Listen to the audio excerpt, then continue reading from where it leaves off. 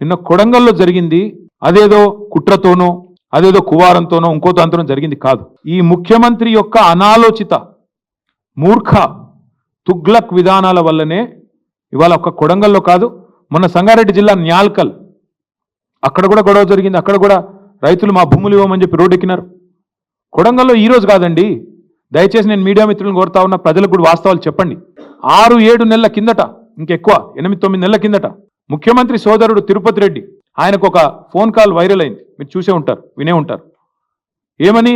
ఒక రైతు ఫోన్ చేసి తిరుపతి రెడ్డి గారిని అడుగుతున్నాడు, మేము ఎందుకు ఇవ్వాలా మా భూములు, ఇవ్వకపోతే ఏం చేస్తుంది ప్రభుత్వం అని గట్టిగా అడిగితే, తన్ని తీసుకుంటాం ఆయన అన్నమాట, తన్ని తీసుకుంటాం నా కొడక అని మాట్లాడినాడు ఆయన. ఉంది, వైరల్ ఉంది, ఆ వీడియో ఆడియో తీయండి, తప్పకుండా వినండి. అంటే ఇది 6-7-8 నెలల నుంచి నడుస్తున్న కథ, రగులుతోంది కొడంగల్. మధ్యలో రైతులు ఒక్కసారి కాదు, అన్ని పార్టీల దగ్గర పోయినారు. మా కాడికి కూడా వచ్చినారు, ఇక్కడనే నా దగ్గర కూడా వచ్చి నన్ను కూడా కలిశారు. తర్వాత బీజేపీ ఆఫీస్కి పోయినారు, అందరి దగ్గర పోయినారు, ముఖ్యమంత్రి గారిని కూడా కలిసినారు. కలిసి చెప్పినారు, సార్ ఇది మంచిది కాదు, విరమించుకోండి. మొత్తం లంబాడ రైతులు, అక్కడ గిరిజన రైతులు, గిరిపుత్రులు, వాళ్ళందరూ పోయి అడిగినారు.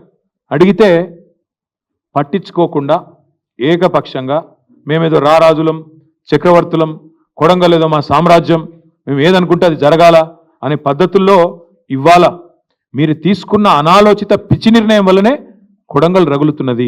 రోమ్ నగరం తగలబడుతుంటే నీరో చక్రవర్తి ఫిడేలు వాయించిండంట. ఈయన కథ కూడా అట్లే ఉంది. ఇవాళ కొడంగల్లో అగ్గి అంటుకుంటే, కొడంగల్లో ఇవాళ 16 మంది రైతులు జైలుకు పోతే, కొడంగల్ ఎమ్మెల్యే ఎన్నో ఆశలతో ప్రజలు గెలిపించిన ఎమ్మెల్యే, ముఖ్యమంత్రి అయి మమ్మల్ని ఉద్ధరిస్తారనుకుని గెలిపించిన ఎమ్మెల్యే ఎక్కడున్నాడండి? నాకు అర్థం కాదు. మహారాష్ట్రలో ఢిల్లీ పెద్దలకు మూటలు మోస్తూ వాళ్ళకి ఇవాళ తాబేదారుగా ఇవాళ అక్కడ తిరుగుతా ఉన్నాడు.